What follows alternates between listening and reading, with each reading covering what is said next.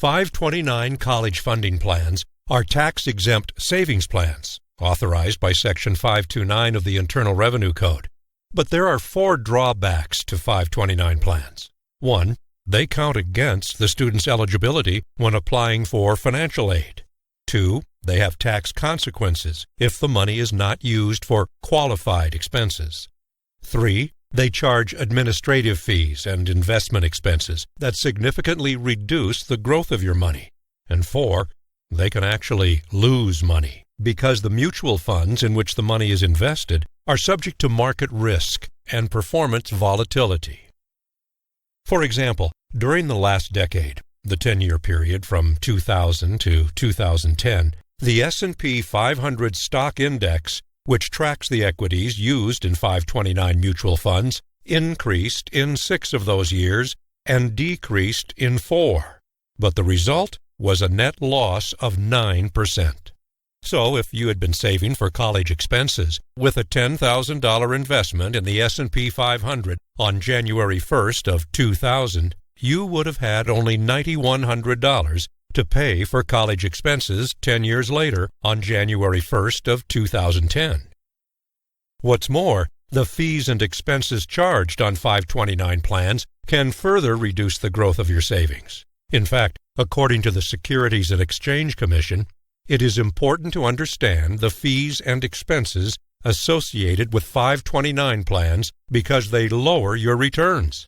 Because most 529 plans charge enrollment fees, maintenance fees, and management fees, which can reduce the growth rate on your savings by as much as 2 or 3% every year.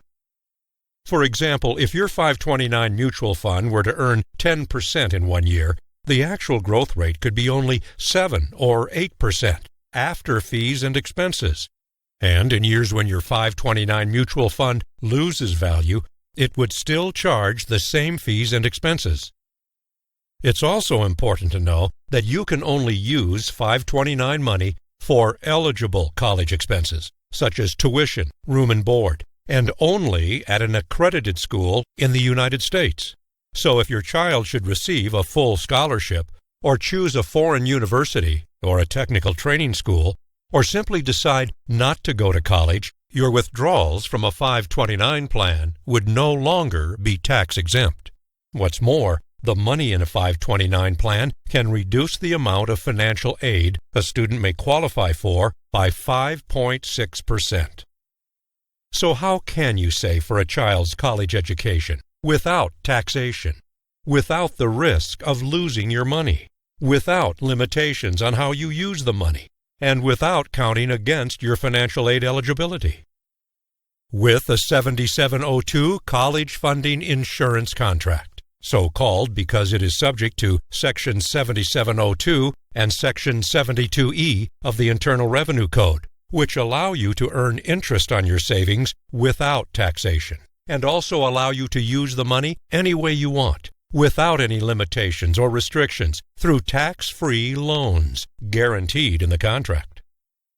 But unlike a 529 plan, a 7702 college funding insurance contract also guarantees that you cannot lose any of your money in mutual funds.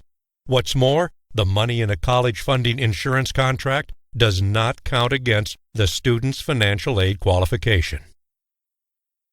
So ask yourself this. Now that you know the 4 major drawbacks to a 529 plan, does it still make good sense? Or does it make better sense to save, grow, and protect your college education money with a 7702 college funding insurance contract?